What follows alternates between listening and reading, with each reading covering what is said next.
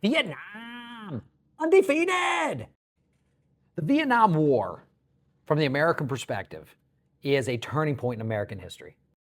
Welcome to Frickin' History, and if you want a 3, a 4, or a 5 on your APUSH, AP World, or AP Euro exam, I'm the guy to see. Now, the Vietnam War is a very long, it's a very complicated, it's very convoluted, all right? So we're gonna talk about a little bit of some of the causes here of the Vietnam War. Really, the first place you have to start is post-World War II, in which the French overtook Indochina back as a colony that they had had prior to World War II.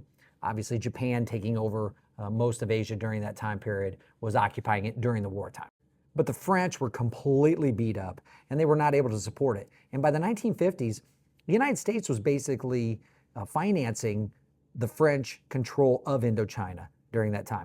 So once the United States picked it up, this is where President Eisenhower's domino theory comes into play. The domino theory was the idea that if one Southeast Asian country fell to communism, then others would fall like dominoes. Remember, containment, we didn't want that. By the 1960s and the Kennedy administration, the United States started to amp up its work directly with the South Vietnamese, and they started to adding more advisors, getting up to the area of around 16,000 advisors. Now, these advisors were non-combat type troops, so they were there to help, strategize and give them ideas and training for the South Vietnamese to fight their war.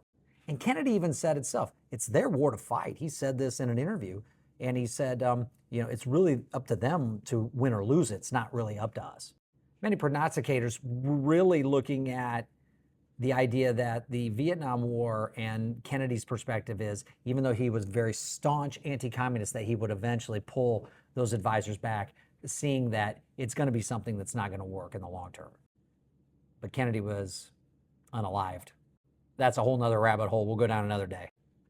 Enter Lyndon Baines Johnson as president. One of the last causes that gets us eventually full throttled into the war is the Gulf of Tonkin incident. The Gulf of Tonkin incident, U.S. ships were based in this Gulf of Tonkin, which is the northern part of Vietnam, and it was allegedly fired upon. And Johnson was extremely concerned, and so he asked Congress for war power so he could do what he needed to do to protect Americans without having to go through Congress for declarations of war. And Congress gave it to him. By 1965, we were landing troops on the grounds in Da Nang in Vietnam. And by 1969, we had over 500,000 troops on the ground. And there's your start of the Vietnam War.